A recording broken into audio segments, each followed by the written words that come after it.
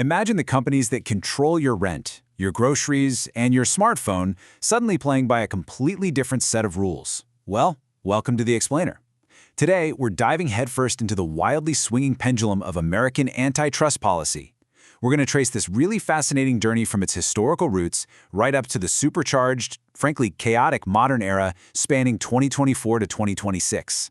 If you've been watching the headlines lately and wondering how century-old laws are suddenly colliding with cutting-edge AI, massive media mega-mergers, and intense political debates, you are absolutely in the right place. Let's jump in.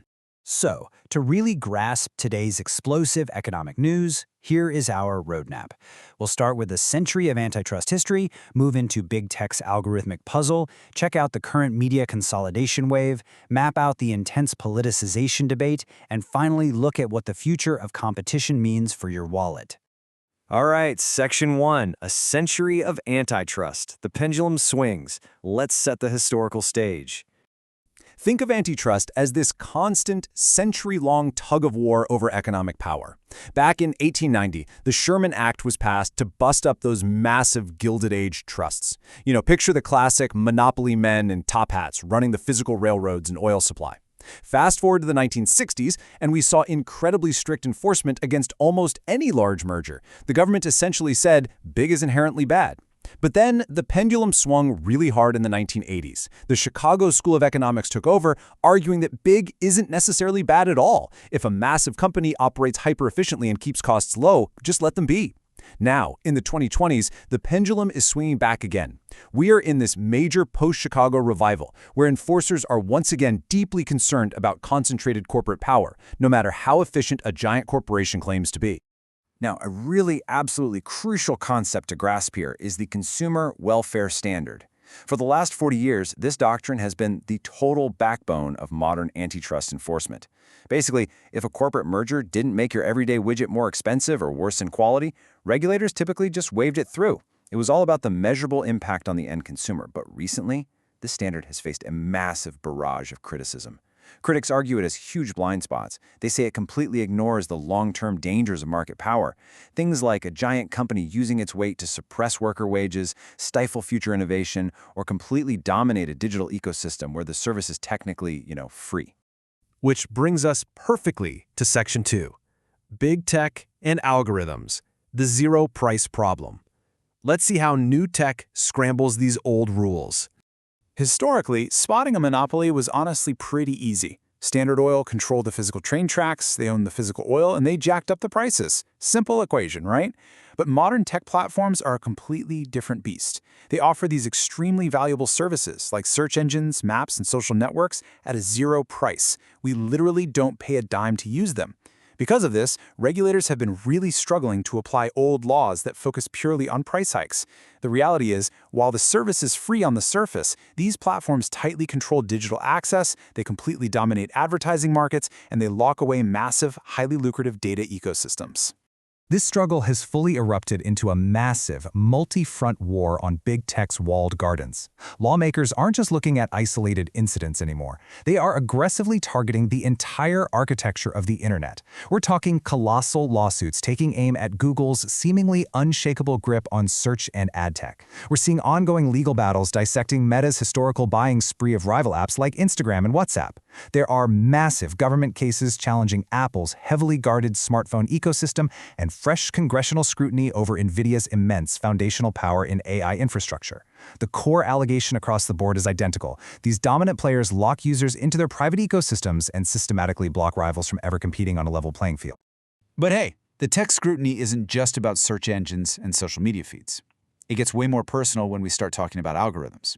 In the past, illegal price fixing meant a handful of rival CEOs secretly meeting in a smoke-filled room to rig the market. Today, the DOJ is suing companies like RealPage, alleging that their data-sharing software essentially acts as a digital middleman, allowing competing landlords to implicitly coordinate and hike your monthly rent. We're seeing similar multi-million-dollar settlements with data platforms like AgriStats, where information sharing allegedly impacted the actual cost of the meat you buy at the grocery store. It is digital collusion, no cigars required, and it hits your wallet directly. Shifting gears a bit, let's jump to Section 3, the media consolidation wave, scale to compete. $111 billion. Just take a second to let the magnitude of that number sink in. This represents the recently approved Paramount-Skydance-Warner Bros. Discovery merger. It's an astronomical figure, and it perfectly highlights the sheer unprecedented scale of modern media consolidation happening right now in the mid-2020s. So why would federal regulators rubber stamp a $111 billion mega merger? Well, the administration's argument is incredibly simple. Scale is survival. They assert that traditional legacy media companies, the old titans of Hollywood and television, must combine their massive forces just to stay afloat against streaming giants like Netflix, Amazon, and Apple. It highlights this somewhat absurd modern reality. To even stand a chance of competing with today's tech giant, a traditional media company basically has to become a $100 billion giant itself. However, critics are raising massive red flags and completely rejecting that survival narrative.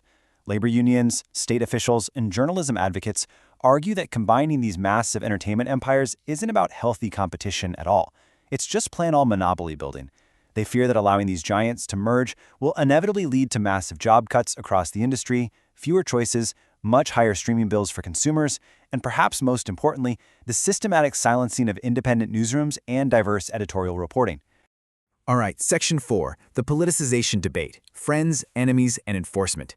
Let's step into the most heated arena of this era. There is intense friction right now over exactly how the Trump 2.0 DOJ is handling major corporate actions, and the divide in public opinion is honestly striking. Think about actions like the Paramount merger, the Live Nation settlement talks, or the decision to drop the defense of the FTC's non-compete ban.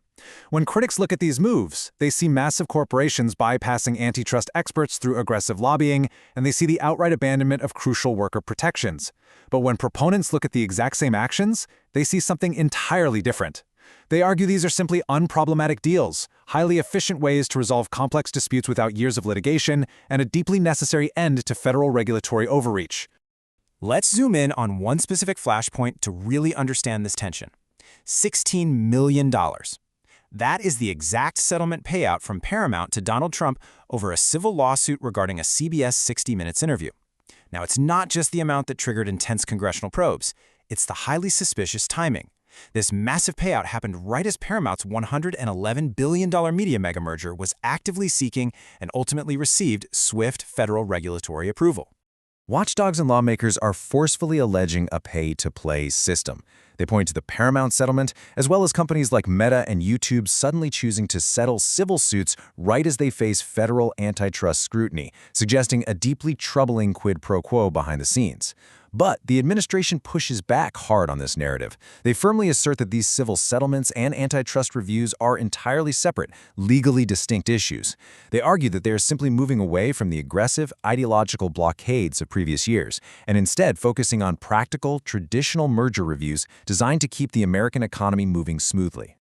Finally, Section 5, the future of competition, states, AI, and everyday costs. Let's see how all this builds into the future of the economy. You see, even if federal merger reviews shift or soften in Washington, the broader antitrust machinery across the country isn't stopping anytime soon. State attorneys general are aggressively stepping up to fill the void, launching their own independent enforcement actions against corporate monopolies. At the same time, regulators are proactively trying to figure out how to stop autonomous AI agents from quietly colluding on market prices in the background. And perhaps most importantly, we are seeing massive lawsuits targeting everyday grounded frustrations.